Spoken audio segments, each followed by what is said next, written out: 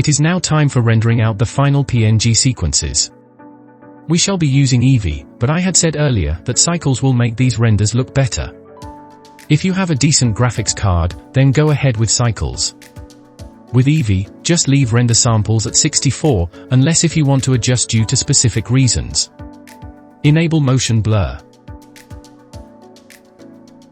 If you enable render preview in the viewport, you can closely see how the final result is going to look like.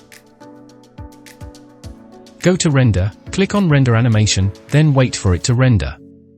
Rendering should vary depending on your computer. When scene 01 is done rendering, bring in scene 02. Enable render preview in the viewport, go to render properties, and enable motion blur.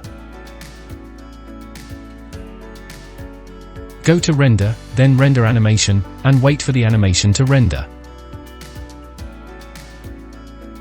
Do the same for the other remaining scenes, because the process is just the same on each one.